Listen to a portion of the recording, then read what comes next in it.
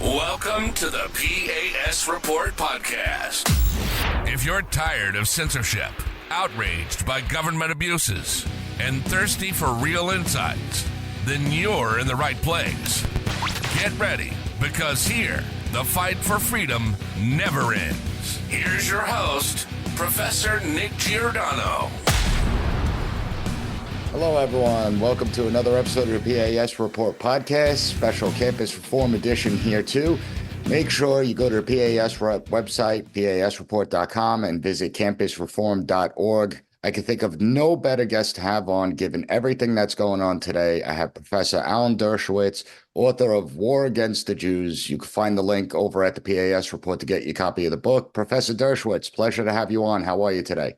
Well, thank you. I wish it were a better time in the world, but happy to be on during good times and bad times. Well, you and I both. And just what's your overall thoughts of what we're witnessing on college campuses throughout the country? We're seeing a cult established. We're seeing a bunch of lemmings. We're seeing parallels to what happened in Nazi Germany in 1933, where everybody came along with the sweep of anti-Semitism. These are not individual students making intelligent decisions. I'll give you an example just from the current news. Part of the claim these students are making is that Israel should engage in a ceasefire. Well, Israel has offered a ceasefire, and Hamas has rejected it. And Secretary of State Blinken has said the only thing that stands between the civilians of Gaza and a ceasefire is Hamas. But do you see a single student criticizing Hamas? These are useful idiots. They have no idea what's going on in the Middle East. They've just gotten swept up in a fury of anti-Israel, anti-Zionism, anti-Semitism, anti-Americanism. They want to participate in demonstrations. A friend of mine who used to be very hard right, and then became hard left, and I asked him why. He said, the sex is easier. And I mean, that trivializes it a bit, but it's true. And look, I represented objectors, protesters in the late 60s and early 70s. I was probably one of the leading lawyers representing the Chicago Seven, Dr. Spock, the Harvard Law School and university protesters. And I conferred with people like Kathy Boudin. Now, what happened to people like Kathy Boudin? She relatively quickly turned from being a protester into being a terrorist. She ended up murdering 4 people, including 2 policemen and 2 Brinks people. She tried to blow up Fort Dix, an Army base.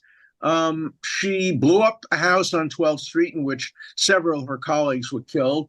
The leap between being a cult member, which these kids are, and just like zombies following everything that their leaders, who are their leaders? Their leaders are faculty members. A professor at Columbia the other day, who is a member of Students for Injustice in Palestine, took his students to the tents to teach them about atrocities. I mean, these are not teachers. These are not professors. These are propagandists who are being paid by the federal government indirectly. And so we have to get deeper into this problem. And the major cause of the problem is DEI, diversity, equity, and inclusion, and intersectionality, these bogus academic disciplines that are being taught to students, persuading them that the world is divided into 2 groups, the oppressed and the oppressors. And of course, Jews are the oppressors and Arabs, Muslims are the oppressed. No matter how wealthy and privileged the oppressed are, if they're people of ethnic background, they get called oppressed. No matter how poor a Jew might be, or dark-skinned a Sephardic Jew might be, if you're Jewish, you're an oppressor. So this is a much, much deeper problem. What's going on in Gaza is simply a symptom of a rot that's very deep in academia today. Absolutely. And I'm so glad you said that, because it is a cultural rot that we're seeing, and it is because of academia. I mean, you have school districts in California that talk about how Jews have privilege that came over here in the 1800s when they were poor, they were discriminated against, they were marginalized. And the DEI agenda has really done enormous harm. But what to me is worse than all is the fact that these students don't know anything. I mean, when they talk about human rights, when they talk about women's rights. I mean, Hamas stands against all these things. Let's be honest about it, and yet they're promoting it. And they know nothing about real oppressed groups. They don't know anything about the Kurds. There are many more Kurds than Palestinians. They have a far stronger claim to statehood than the Palestinians. They've never heard of the Kurds. They've never heard of the Uyghurs in China. They've never heard of other oppressed Who are going groups. through a real genocide right now. Yeah, it's only about Jews. That's all it's about. Jews, Israel, Zionism. Palestinians are the luckiest people in the world because the Jews are their alleged oppressors. If their oppressors were the Turks, as the oppressors of the Kurds are, if they were the Chinese, they'd get a pass. But if the Jews are the alleged oppressors, they're the luckiest group in the world. The Palestinians deserve a state far less than almost any other group of people. Why? They were offered a state in 1948 by the UN, 1947 as well, even back in 1938. They could have had a two-state solution repeatedly. President Clinton and Ehud Barak had offered it to them. They turned it down. Ehud Olmert offered it to them. They are the least deserving people for statehood, and yet they're the only people who university students and faculty and administrators march. Administrators too, deans of some of the colleges are part of this anti-Semitism, and they're winning. Take, for example, Northwestern University. Northwestern University gave in to the absurd demands of these protesters by saying, all right, we'll admit 5 Palestinian students, whether they're qualified or not, because we now have a quota, at least 5 Palestinians, a floor. We can't have less. We'll have 2 Palestinian faculties. Maybe they never even got an MA or a BA.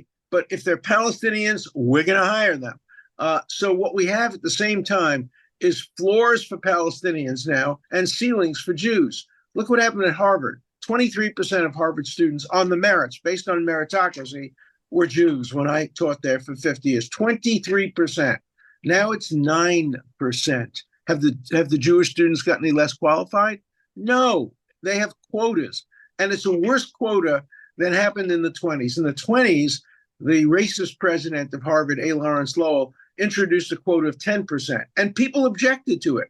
Now it's 9%, and nobody's objecting to it because the ultimate goal is the end of meritocracy. It's the substitution of identity politics. You get admitted to Ivy League schools in proportion to your proportions of the population. So Jews are 1.8%, they'll get 1.8% of the slots. African Americans are 13, 14%. They'll get 13, 14% of the slots. That's what they did in Russia during the Tsarist period with the numerus clausus. And Jews made it very successfully if you didn't have to be picked. If you did it on your own, if you were a musician, a chess player, an entrepreneur, you could make it. But if you had to be picked by someone else, I have a prediction. Jews are no longer going to get Nobel Prizes. And it won't be because they're less qualified. It's because the Nobel Committee will stop picking them. And so let's stop bragging about how many Nobel Prizes we had, because the Nobel Prize will no longer be on the merits. It's never been on the merits when it came to literature and some of the other subjective factors. But you'd think it would be on the merits for physics. Albert Einstein wouldn't get one today. It's disgraceful. You know, meritocracy is what has propelled the United States to become the most powerful country the world has ever seen, to become an exceptional nation. And now it's being all thrown away. And I want to talk to you about that when we get back from this quick break. So everyone, hang tight. We'll be right back.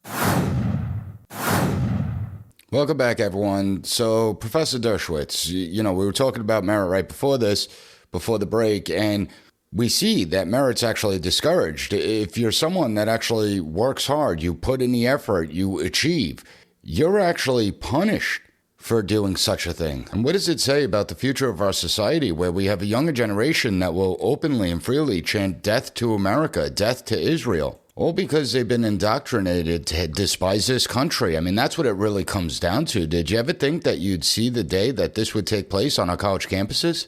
No. And of course, the reason so many of these people are students today is because we've done away with meritocracy. We've done away with admission standards. We've done away with grades. We've done away with the law school aptitude test, with other tests. And so all these idiots get admitted just because of their ethnicity or their race or their gender. And then they become gender warriors or ethnic warriors or race warriors. And, they major in absurd subjects. The other thing that I rail against is these ethnic studies departments. There should not be a Black studies department. There should not be a gay studies department. There should not be a Southeast Asian studies department. There should be history and science and mathematics. These departments have become not only cheering centers for a particular race or ethnicity, but a zero-sum game. If you're in one ethnic studies department, you're going to hate the people from other areas. And that's what's happened. If you look at the petition. But isn't that the true purpose of DEI, to create all these groups and then pit the groups against each other almost? And if you look at the petitions that came out after October 7th, the worst massacre in modern Jewish history since the Holocaust, if you look at the petitions, they came from all of these ethnic studies departments. They came from the DEI bureaucracy. These are the breeding ground of bigotry and anti-Semitism, and they have to end. And not a single university president has the guts to do it. Let me tell you about Harvard Law School. I taught there for 50 years. I was certainly one of the most popular professors. Students just stood in line to get into my classes. Today, I have not heard a single Harvard Law School professor. There's about 100 of them, probably close to half are Jewish. I haven't heard a single Harvard professor have the courage to stand up against this bigotry, against this anti-Semitism, and in favor of students. I wish I was still there. I retired some years ago. I'm 85 years old. If I were 25, I'd be in Gaza today fighting for the IDF, but I'm 85, so I can only fight with my pen and my brain and being on fine podcasts like this one. But where are the professors? And I guarantee you that many of the professors at Harvard Law School are on the side of the Jewish kids. They just don't have the courage to stand up for it and say anything in public. Why is that? People, it's the Joe Biden approach.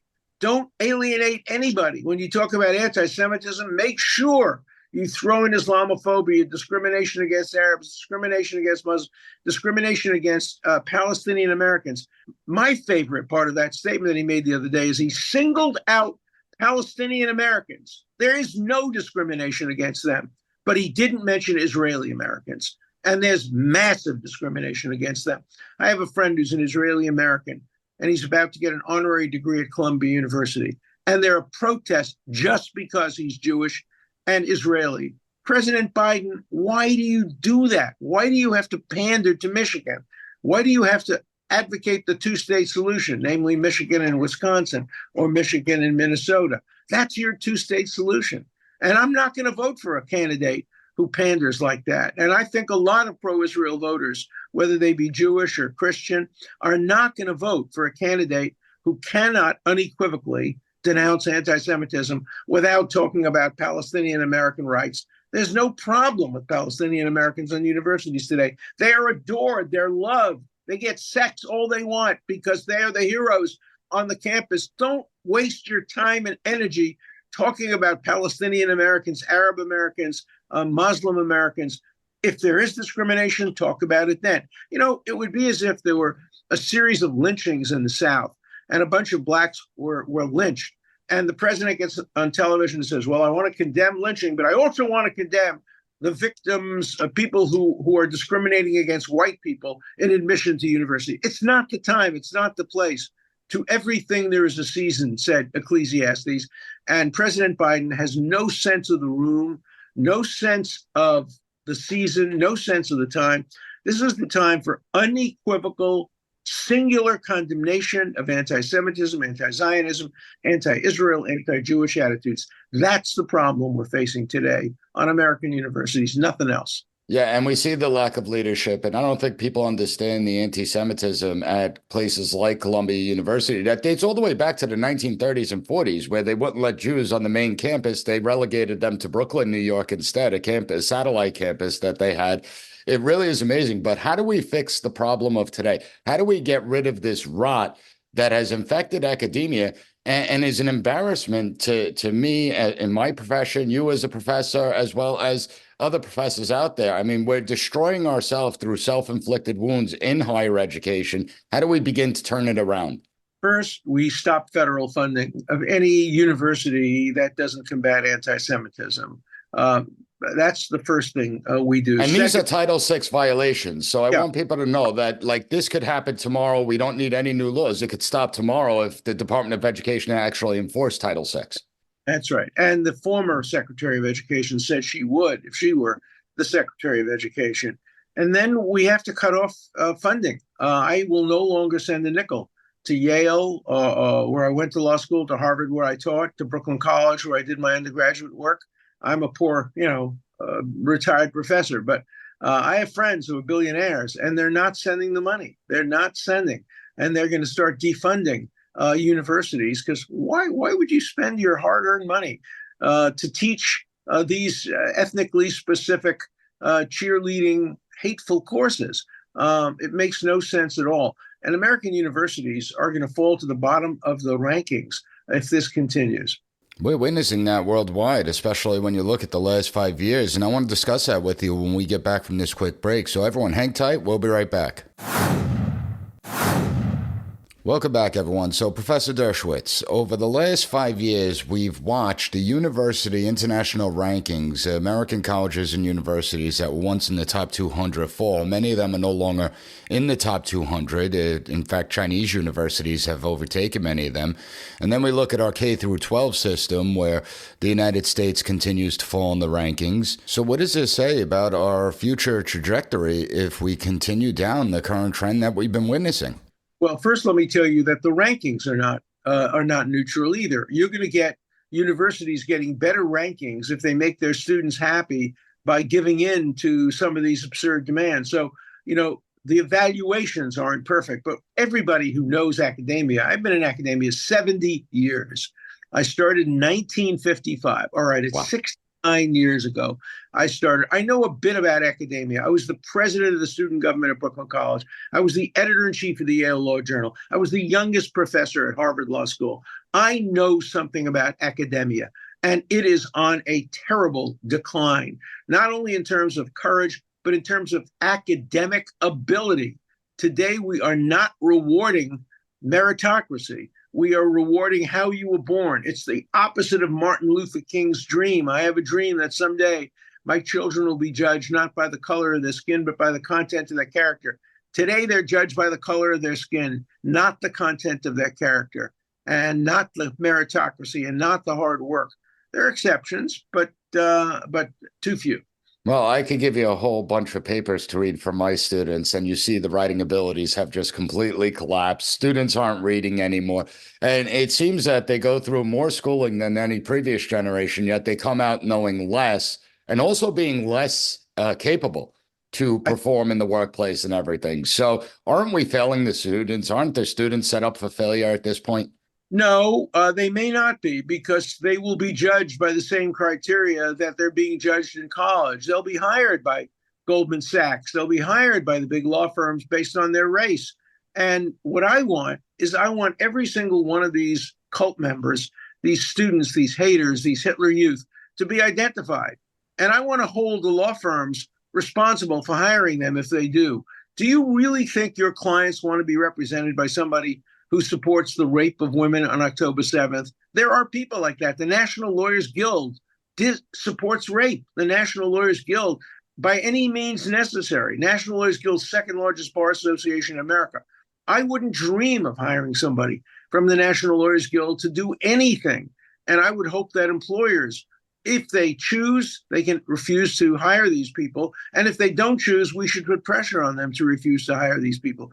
Otherwise, they'll become our future leaders. 10 years from now, they'll be in Congress. This thug, this anti-Semite. Just to interrupt you for 1 second.